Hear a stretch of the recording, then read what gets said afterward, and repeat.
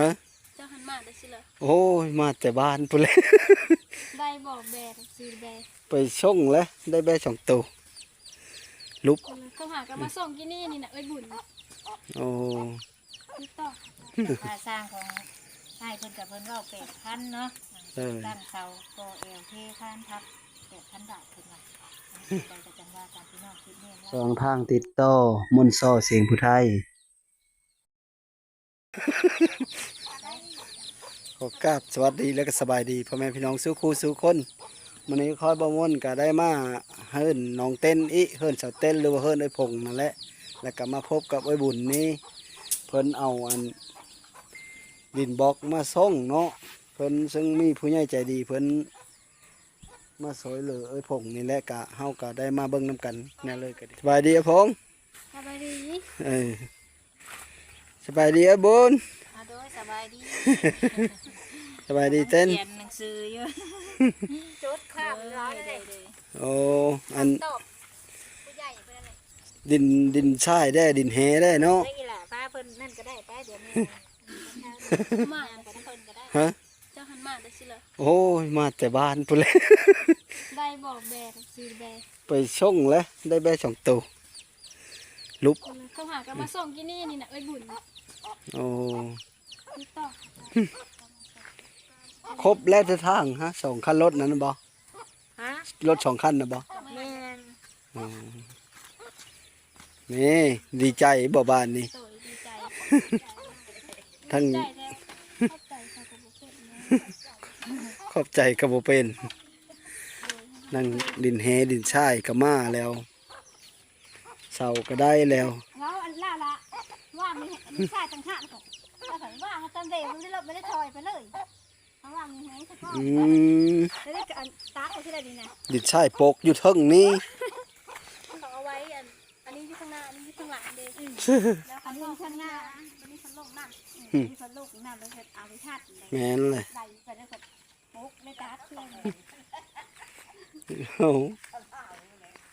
เก่งแล้วเนาะบ้านนี้นะจูดเก่งมาละ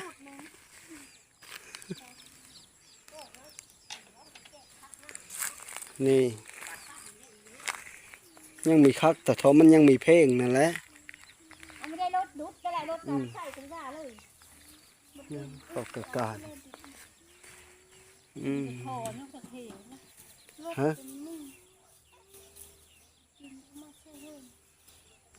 บัดถมนะบ่เจ้าว่าชิมาเอเธอนี่ไงโย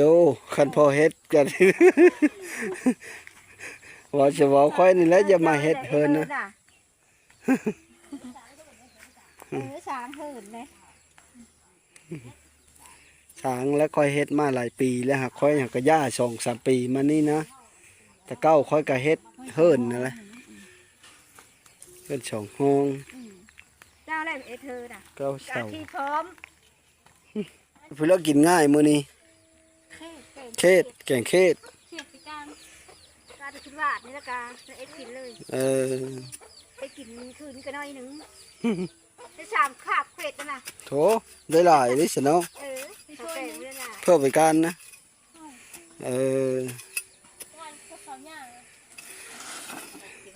เขตน้อยบ่อันนี้เด้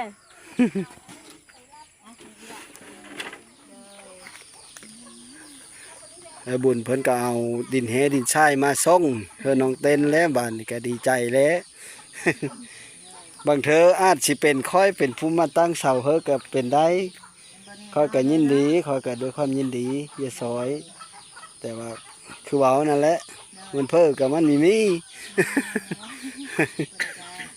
ทำมาหากินเนาะแต่ละมื้อเลี้ยงครอบเลี้ยงครัวไปขายแบ่มื้อนี้ก็เหลือเงิน50,000ดีได้ยังเหลือไม่ได้อาบในหอมเลย50,000โอ้ยค่อยว่าทุกข์แต่อันหาเงินนี่ได้2 โตได้หั่นน่ะซื้อ2,500,000ได้เงิน50,000เลยเดบอกเพิ่นแพงอะไรบอกนี่ก็ไปย่างมาเบิ่งแพงบ่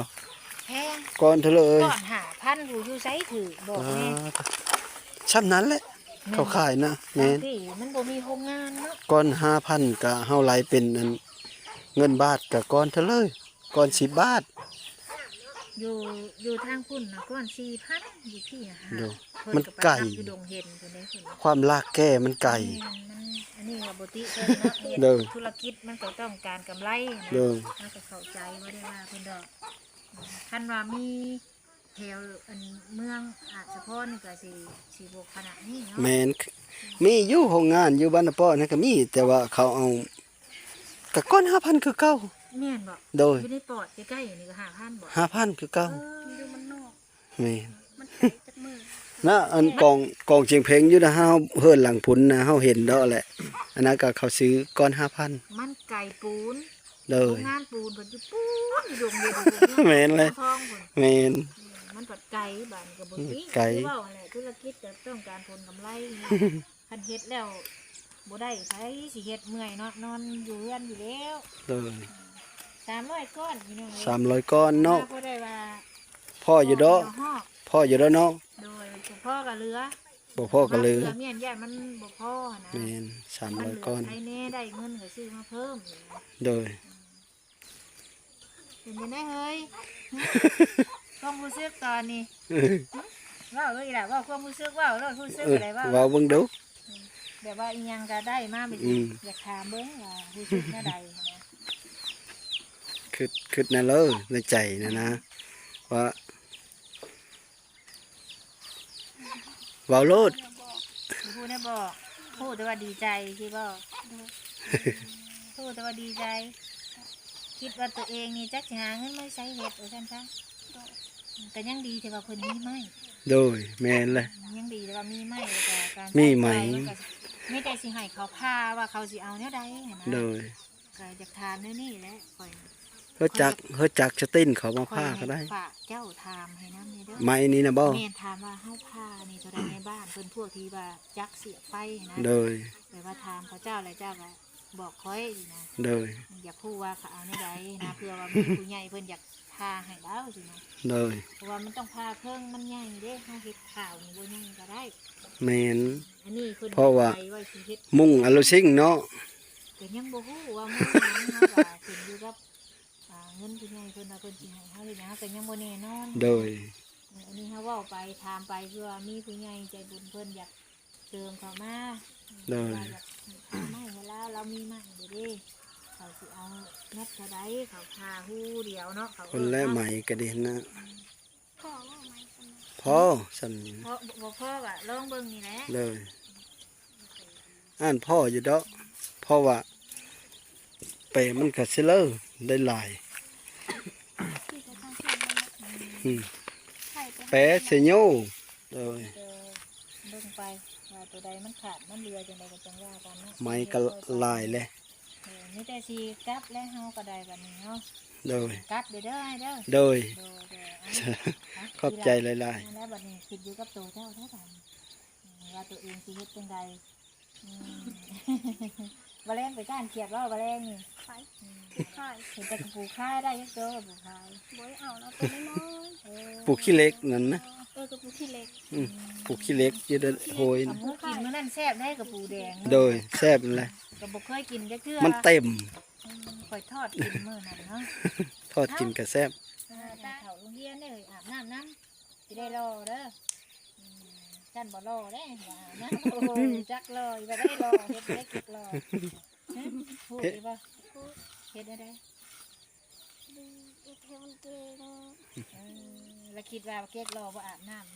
ำ บ่รอได้กันว่าอาบน้ำเด้ออาบน้ำ แม่นเลย อาบคู่มือ อันนั้นไม่เจ้าของแล้วเว่ามีแม่นแนวหนูหน้า บ่แม่นว่าเดือนละเทื่อใดต้องอาบทุกมื้อมันจังสิรอเข้าใจบ่ เข้าใจ เด้จังซั่นแหละเอาสั่นกลับเด้อวันนี้เด้อมื้อหน้าสิมาใหม่เด้อวันนี้เมื่อก่อนไปสร้างของให้เพิ่นกับเพิ่นเว้า8,000เนาะ เลย ตั้งเสาก่อเอวเทคานทับ8,000 บาทขึ้นมาได้ก็จังว่าการพี่น้องคิดเนี่ยว่า ก็มาวันนี้ก็สุดท้ายก็ขอขอบอกขอบใจน้ำพ่อแม่พี่น้องแล้วก็ขอบใจทั้งไอ้บุญพร้อมก็ขอเฮ้ยอยู่ดีมีแห้งเด้อเด้อ โดยโด เฮ้ ย ยมั่วฮอดเย้าถึงเฮิรน โดยโดย เต้นกับเฮิมพญายามเฮิมมันแล้วเฮิรนก็ดีอันยิ้มแย้มแจ่มใสดีใจได้เฮิรนไหมได้บาทนี่ได้ สุดท้ายก็ขอขอบอกขอบใจนำพ่อแม่พี่น้องที่เข้ามาติดตามรับชมขออยู่ดีมีแห้งก็ขอโชคเครือหมานเฮลำเฮโลยสู้คู่สู้คนสบายดีหลังจากมาจะเฮิรนไอ้ผงเขาก็มาถามในดองนี่ก็ยังมีม้าหนูหน้ากับมันยายโจกนะก็ยังบ่ทันได้มาแต่ก้นมันอยู่ไหกับเจ้าซ้ำเขากับบกจากไล่ไปรับจ้าง หนูหน้ากับเขามือน่ะ4,000 ไปรับจ้างก้นมันต้นเขายังบ่มาซ้ำ